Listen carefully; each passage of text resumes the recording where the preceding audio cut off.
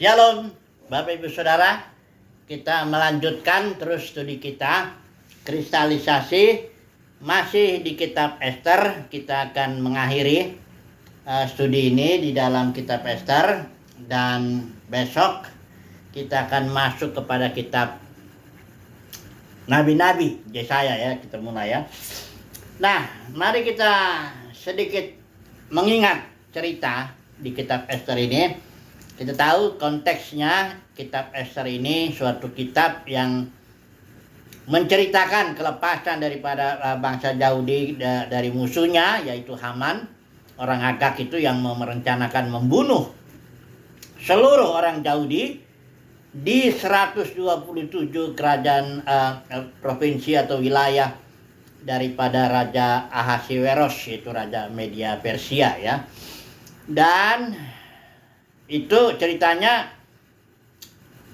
terjadi pembalikan ya. Tadinya sebenarnya sudah bangsa Yahudi sudah berada di titik yang terendah, karena surat dari raja sudah keluar ya untuk membinasakan bangsa Yahudi.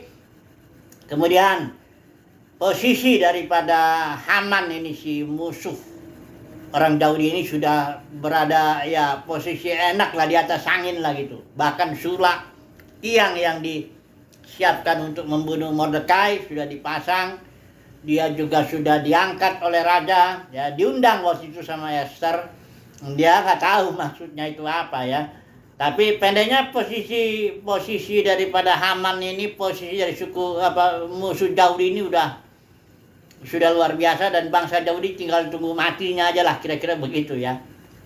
Nah, kemudian disitulah Tuhan bekerja. Walaupun nama Tuhan tidak ada di dalam kitab Ester, tapi perbuatan dan karyanya jelas itu di situ ya. Karena ini kan umat Tuhan bagaimanapun, walaupun mereka tersebar di seluruh bukan di Yerusalem lah, bukan di tanah Palestina ya, bukan di tempat di mana nama Tuhan diletakkan di Yerusalem, bukan di situ, tapi karena umat Yahudi itu bangsa pilihan Tuhan ya, umat Tuhan, tetap Tuhan berkarya. Nah, jadi dibikinlah malam itu Raja Ahasiweros tidak bisa tidur. Ya, inilah dia mulainya tangan Tuhan itu membalikkan keadaan yang sudah begitu bangsa Yahudi sudah berada di titik terendah. Dibikin Tuhan si Raja Ahasiweros nggak bisa tidur ya. Akhirnya dia menitahkan. Coba dulu lihat catatan sejarah ya, kitab pencatatan sejarah di pasal 6 ini. Dibukalah, dicarilah, di sana tertulis bagaimana Mordekai yang mengetahui rencana ada dua pegawai raja itu yang merencanakan membunuh Raja Ahasiweros, dan tidak jadi karena Mordekai kasih tahu ya. Kemudian ditanya di situ, Mordekai dikasih apa? Kemuliaan apa? Kehormatan apa? Tidak ada katanya. Ah, kalau gitu si raja ini langsung, aku akan memberikan kehormatan kepada Mordekai. Tapi dia tanyanya ke Haman.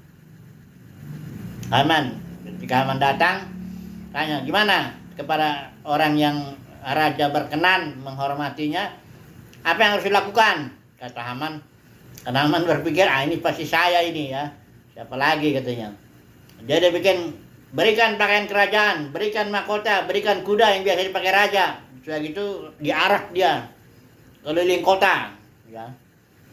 Langsung si Raja Ahasiweros bilang, betul, lakukan itu kepada Mordekai, jangan membantah.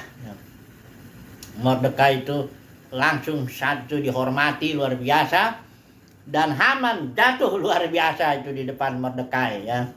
Haman harus berlari di depan, dia berteriak-teriak, inilah yang akan dilakukan oleh raja ya kepada siapa tuh raja itu berkenan menghormatinya.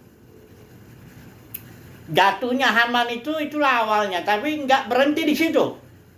Kemudian diundang sama Ester, dan Ester mengadukan, ini ya Haman ini yang jahat ini, merencanakan membunuh bangsaku, bangsa Yahudi. Dia situ terbuka ya, Ester mengaku di situ bangsanya.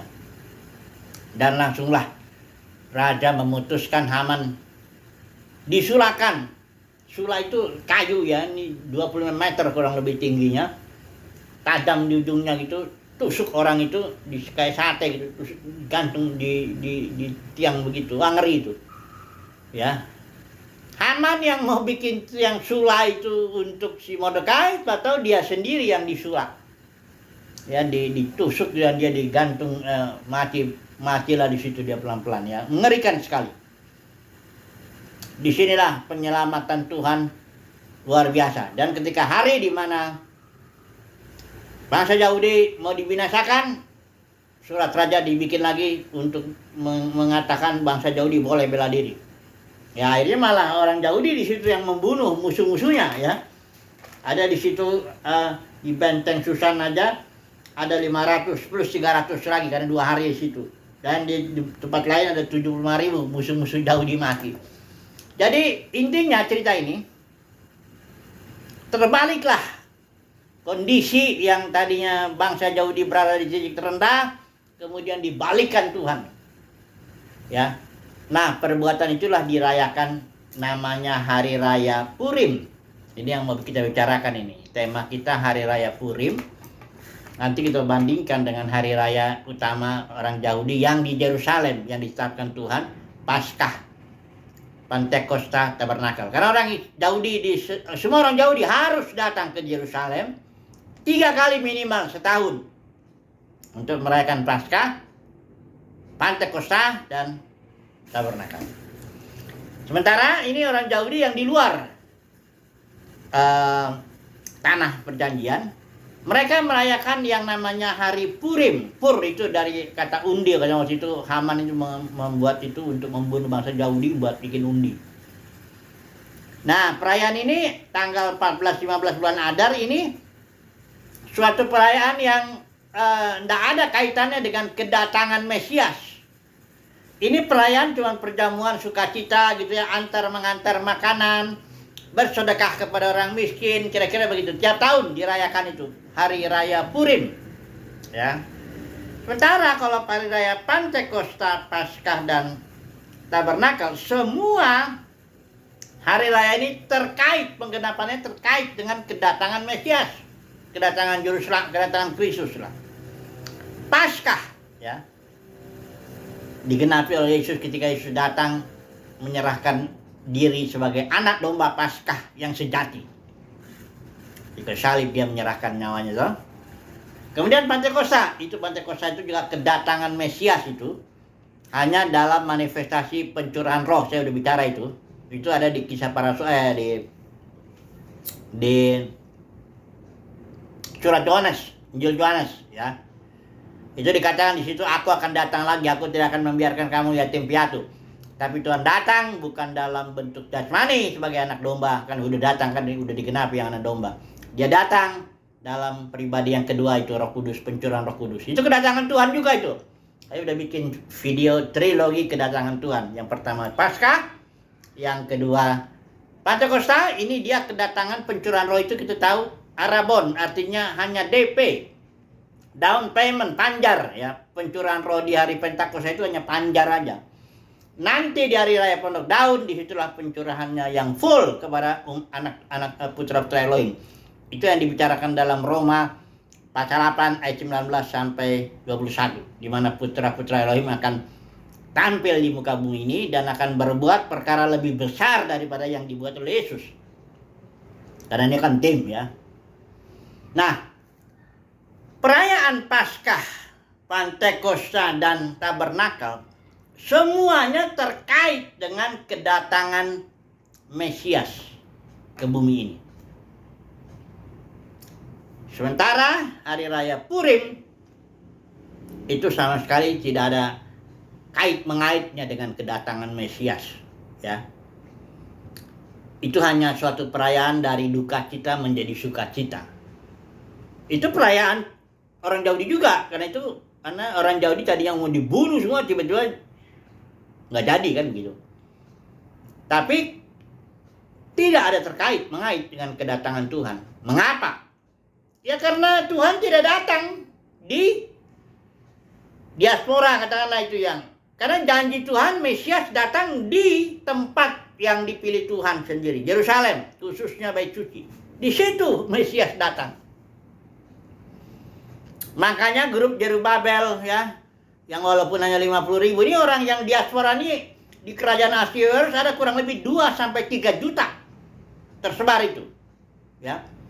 Mereka sudah tentu karena sudah 40, mereka kan 70 tahun itu yang dibuang di Babel itu baru balik. Selama 70 tahun mereka sudah punya kebun-kebun, punya rumah-rumah, punya apa semuanya, harta benda. Sampai sekarang orang Yahudi yang di diaspora itu lebih kaya.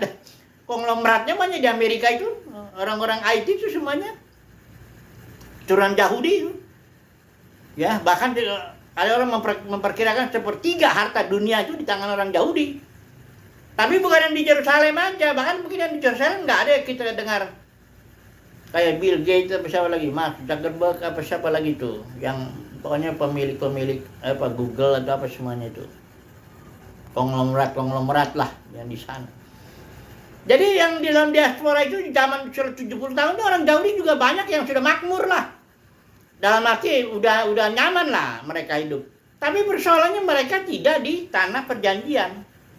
Di mana Mesias dijanjikan akan datang ke situ.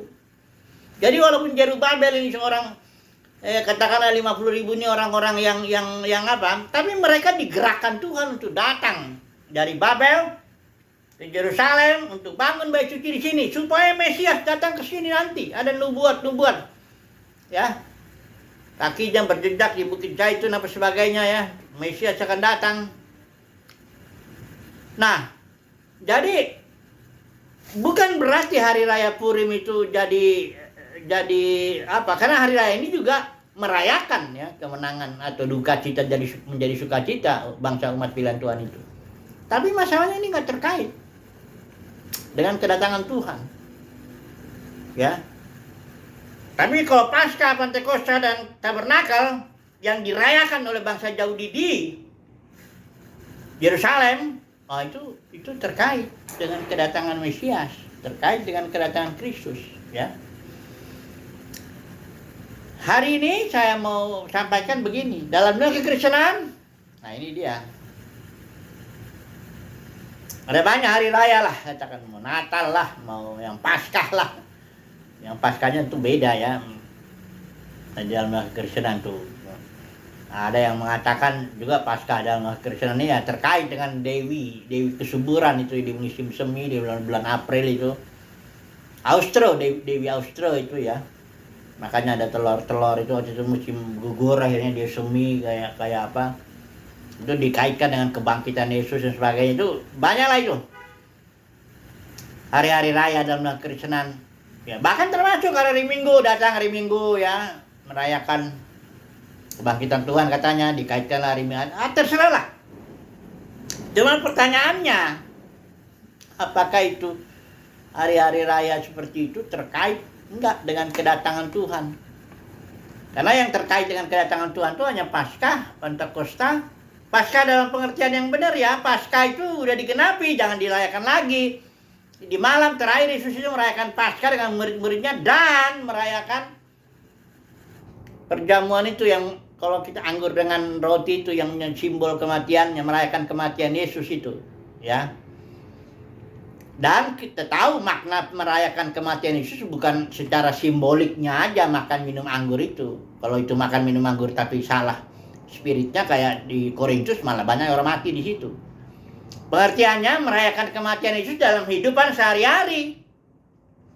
Kita merayakan kematian Yesus, kemenangan salib.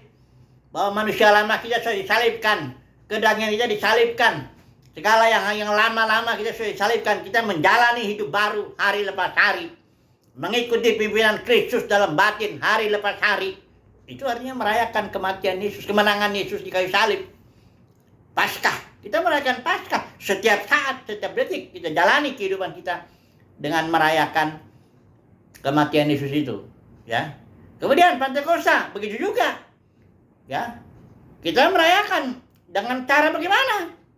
Bukan merayakan hari tertentu kita atau hari menunggu 10 hari gitu menunggu pencurahan Roh Kudus. Enggak, sudah itu sudah terjadi.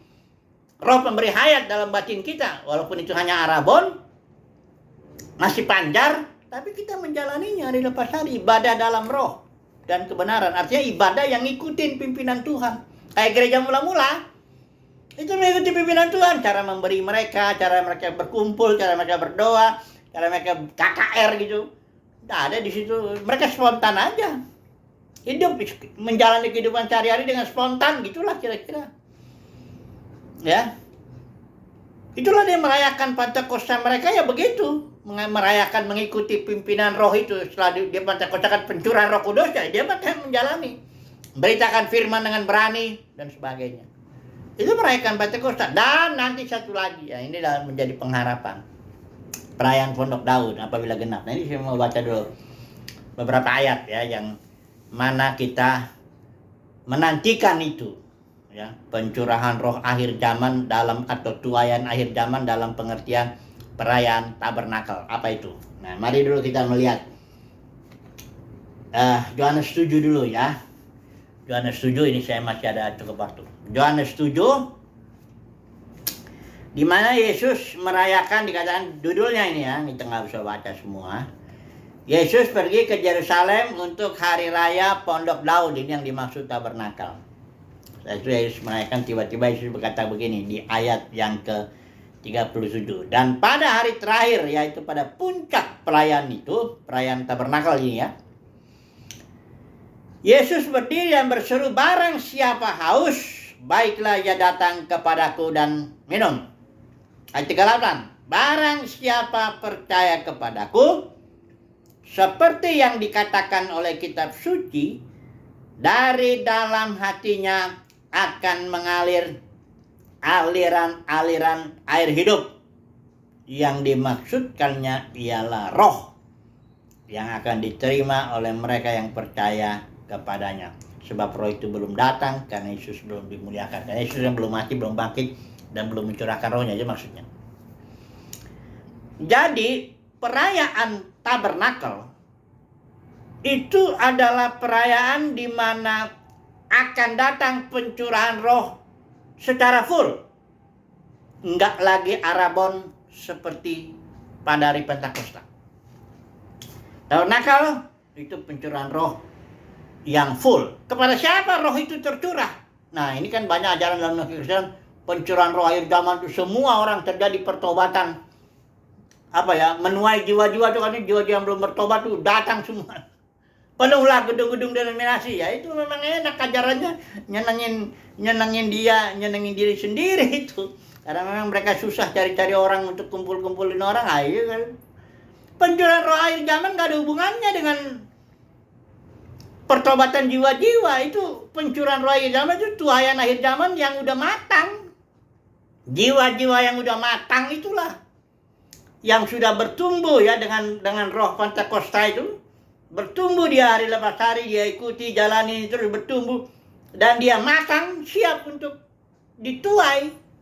Dalam arti mengalami pencurahan roh yang full. Ya. Lalu kita baca dulu ya, Roma pasal 8 ini ya. Siapa nih yang sudah matang ini, yang akan mengalami pencurahan roh akhir zaman? Ingat ya, pencurahan roh akhir zaman gak ada kait-mengait dengan tuaian jiwa-jiwa katanya, yang nggak ada itu ya. Yang dituai jiwa-jiwa yang sudah matang, siap menerima roh itu, bukan diangkat ke surga. Nah ini ada lagi kan, kalau dalam Kristen itu pokoknya Yesus datang untuk angkat kita, evakuasi kita ke sana, surga nun jauh di mana, nggak tahu di mana lah, di sana kita nyanyi terus, jalan-jalannya dari Mas katanya. Nggak ada. Yesus datang untuk menegakkan kerajaannya di bumi. Yesus datang mencurahkan rohnya kepada yang udah siap untuk dimanifestasikanlah itu putra-putra Elohim itu. Coba dulu saya baca Roma 8 ini ya. Roma 8 ayat yang ke-19 21. Ini sering saya baca ini, tapi ini penting sekali ini ayat ini. Ini konteks dalam Roma ini. Roma itu 8 pasal itu menceritakan tentang justification by faith, sanctification by faith, dan glorification by faith. Pembenaran karena iman, ini keselamatan harus 3 ini. Pengudusan karena iman dan pemuliaan karena iman ini jadi kita akan dimuliakan ya di akhir zaman. Kalau sudah dewasa matang, bukan hanya dipanggil tapi dipilih. Bukan hanya dipilih tapi juga belajar setia. Karena para pemenang itulah yang mengalami ini. Panggil, pilih, dan setia. Dalam kekristenan ada banyak yang dipanggil, tapi nggak dipilih. Ya. Nah, yang dipilih inilah dia, perhatikan bacanya. Ayat 19. Sebab kerinduan yang dalam dari makhluk ciptaan menanti dengan sangat penyingkapan anak-anak Elohim. Saya pakai ILT ya. Karena makhluk ciptaan telah ditundukkan kepada kesia-siaan bukan oleh kehendaknya sendiri, tapi karena dia yang telah menundukkannya atas dasar pengharapan bahwa makhluk ciptaan itu sendiri juga akan dimerdekakan dari perbudakan kebinasaan kepada kemerdekaan kemuliaan anak-anak Elohim. Jadi ketika di akhir zaman Tuhan Yesus datang, itu kedatangan Yesus itu dalam roh ya. Yang kedatangan Yesus yang pertama, ini saya udah bikin trilogi kedatangan Yesus ya. Yang pertama itu dia datang sebagai anak domba Paskah dengan tubuh jasmani. Yang kedua, dia datang dalam pencurahan roh itu, dalam manifestasi roh yang arabon ya. Yang ketiga, dia datang dalam pencurahan roh yang full. Inilah yang dibicarakan, di mana putra-putra Elohim, umat pilihan Tuhan dari segala zaman yang sudah matang, sudah dewasa, akan ditampilkan kepada ciptaan ya di bumi untuk memerdekakan ciptaan dari perbudakan kebinasaan masuk kepada kemerdekaan kemuliaan anak-anak Elohim. Jadi bukan kita dievakuasi, diangkut dari bumi karena dia mau datang katanya antikristus. Waduh, ini ajaran ngawur banget ini. Karena firman Tuhan bilang dia akan datang menegakkan kerajaannya di bumi. Makanya doanya kan datanglah kerajaanmu. Maksudnya datang kerajaan dari mana? Dari dimensi surgawi turun ke dalam dimensi bumi, kayak Yerusalem baru turun ke bumi yang langit dan bumi yang baru. Ini kita juga berjuang di sini, putra-putra Elohim, nanti melayani berjaman-jaman sampai langit menjadi langit yang baru dan bumi menjadi bumi yang baru. Bukan kita diangkut keluar dari bumi atau dievakuasi entah kemana. Ya, itu sebabnya makanya ini kita ini hari lepas hari merayakan apa ini? Kalau hanya sekedar merayakan Natal, Paskah, atau merayakannya tiap hari Minggu kita datang katanya kebangkitan dan sebagainya. Kalau tidak memahami ya bagaimana? Ya, di sini saya mau memberikan perumpamaan yang Yesus bilang kan, di sini Yesus bilang kan, dari dalam hatinya akan, barang siapa yang percaya, dari dalam hatinya akan mengalir aliran-aliran air hidup sungai ya. Kalau ini mana dia ya? Nah ini, jangan setuju ya. Barang siapa percaya kepadaku, seperti yang dikatakan oleh kitab suci, dari dalam hatinya akan mengalir aliran-aliran air hidup ya, seperti sungai ya dalam hatinya. Kalau kita percaya, kita mengalir ya. Umat pilihan Tuhan itu ada dari dalam batinnya, ada pengurapan. Kalau 1 Yohanes bilang ada pengurapan yang akan mengajari kita segala sesuatu. Kita nggak perlu diajarin sama orang. Kita tahu sendiri dari dalam batin kita ini. Bukan berarti kita nggak belajar dari orang dalam batin. Rasul Yohanes kan bikin surat juga kepada saudara-saudaranya, kepada gereja yang mau menerima dia. Jadi tetap belajar dari orang. Tapi maksudnya dalam batin kita ada roh pemberi hayat, ada urapan, ada aliran sungai air hidup yang membuat kita mengerti segala sesuatu. Kita menjalani hidup itu hari lepas hari dan bertumbuh dia. Nah ini sangat bagus, ini surat Yeskiel itu dia memberikan satu perumpamaan yang atau simbol lah ya. Sungai yang keluar dari bait suci, Yeskiel 47. Ini nggak usah saya baca, tapi kira-kira ceritanya begini. Yeskiel mendapat penglihatan ya. Ada air keluar dari bait suci. Bait suci kan simbol daripada kehadiran Tuhan ya. Bait suci itu sekarang kan dalam batin kita itu kan. Kita adalah bait suci itu, yang mengalirlah itu. Airnya pertama air ngalir sedikit dia. Hanya mengena di sini katanya pergelangan kaki airnya. Tidak terlalu mempengaruhi gaya hidup kita. Tidak terlalu mempengaruhi tujuan, misi dan visi kita. Kita masih hidup dengan gaya kita sendiri, dengan kemauan kita sendiri, dengan pikiran kita sendiri, dengan perasaan kita sendiri. Tapi nanti kita berjalan lagi dalam Tuhan, maju lagi, air itu naik dia sampai ke lutut, 1000 hasta itu, 45 meter kemudian dia naik jadi lutut. Udah mulai itu kita dikuasai oleh nilai-nilai air hidup itu. Roh itu udah mulai mempengaruhi kita. Kemudian jalan lagi, sepinggang. Udah mulai kita nggak bisa bergerak seenak-enaknya aja. Berjalan lagi, airnya sudah menjadi sungai, kita sudah berendam dan sungai itulah yang mempengaruhi kita. Nggak bisa lagi kita sembarang-sembarang. Itulah yang dibilang Paulus, aku ini tawanan roh. Karena dia tidak bisa berbuat apapun semaunya dia. Dia melakukan gerakan kemana. Dia menginjil juga dilarang roh, pernah mau pergi ke Asia, dilarang. Karena Paulus digerakkan ke Eropa. Itulah kota pertamanya Filipi. Ya. Jadi kalau kita merayakan katakanlah hari raya Paskah, Pantekosta dalam arti kita mengikuti aliran air hidup, ibadah dalam roh dan kebenaran, bertumbuh kita siap mengalami pencurahan ini. Kita akan sampai kepada tingkat kita menjadi tawanan roh. Ya, aliran sungai itu sudah menguasai kita sudah hidup bagi kerajaan sorga, kira-kira begitu. Kan kerajaan surga dalam batin kita, itulah roh pemberi hayat itu. Ya, dialah yang mengatur kehidupan kita, nilai-nilainya, tujuannya, misinya, visinya. Ya, itu berarti kita sudah matang, sudah siap untuk ditampilkan kepada di Roma pasal 8 itu. Untuk apa kita ditampilkan kepada seluruh ciptaan? Untuk membebaskan ciptaan dari perbudakan kebinasaan, supaya masuk ke dalam kemuliaan kemerdekaan kita itu sendiri. Kemuliaan Tuhan, ya. Jadi bukan kita. Kalau dalam kekristenan ini memang kayaknya hanya merayakan hari Purim. Kalau menurut saya, hari Purim itu hari perjamuan, hari sukacita. Ya kan sukacita. Natal kan sukacita, toh. Paskah sukacita, hari Minggu sukacita. Karena kalau khotbahnya pun terlalu harus pikul salib lah, harus nyangkal diri, harus begini, harus fokus kepada hal yang spiritual. Kalau kerajaan enggak terlalu apa. Orang hari Senin, Sabtu sudah capek, mau hari Minggu mau dengar ya khotbah yang bikin sukacita lah, yang enak didengar lah. Perayaan-perayaan sukacita, perjamuan, ya, mengantar makanan, ya kan. Bersedekah kepada orang, kan memberi juga kan dalam kekristenan. Kalau menurut saya ini, apa yang dirayakan oleh orang-orang dalam kekristenan yang hanya dipanggil itu aja, itu yang hanya dipanggil, itu merayakan hari raya Purim. Ya, hari raya Purim. Bukan Paskah, Pantekosta, Tabernakel yang terkait dengan kedatangan Tuhan. Tapi umat pilihan Tuhan, ya, orang-orang yang digerakkan seperti Zerubabel, Nehemia, Esra, digerakkan dari Babel pulang ke Yerusalem, membangun Yerusalem. Nah, ini dia. Ini dia orang-orang yang merayakan sesuatu yang terkait dengan kedatangan Tuhan. Karena Tuhan datangnya ke Yerusalem, ingat itu.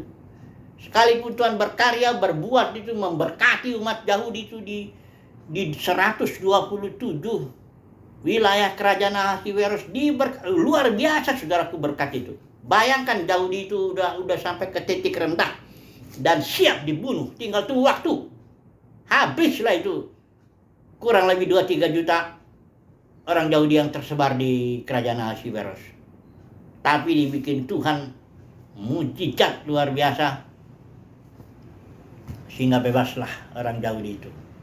Jadi kalau saya bicara berkat, ya dalam kekristenan berkat itu adalah besar-besar itu semuanya berkat itu. Ya, tapi terutama berkat jasmani lah ya. Karena itu hari raya kan mengantar makanan ya, bersedekah, perjamuan dan sebagainya. Tapi yang kedatangan terkait dengan kedatangan Tuhan, nah ini hanya untuk umat pilihan Tuhan. Semoga kita mengertilah ya. Mari kita saudaraku sebagai umat pilihan Tuhan merayakan Paskah, Pantekosta, dan siap nanti Tabernakel dalam kehidupan kita sehari-hari. Dengan cara bagaimana? Dengan cara menjalani ibadah dalam roh dan kebenaran. Ikuti terus pimpinan roh. Roh ini dalam batin kita yang merupakan aliran air hidup, itu yang akan ngajarin kita. Makan kita, minum kita, tidur kita, pelayanan kita, bisnis kita, rumah tangga, apa semuanya itu. Bukan merayakan hari raya Purim yang hari Minggu rame-rame apa semuanya dan sebagainya begitu ya, ritual-ritual, kredo-kredo dan sebagainya. Bukan begitu. Puji Tuhan lah, semoga share ini membuat umat pilihan Tuhan semakin paham. Kita tidak merayakan hari raya Purim, karena itu hari raya bagi umat Yahudi yang di luar Yerusalem. Tapi kita merayakan Paskah, Pantekosta, Tabernakel. Ya, yang terkait dengan kedatangan Tuhan. Haleluya.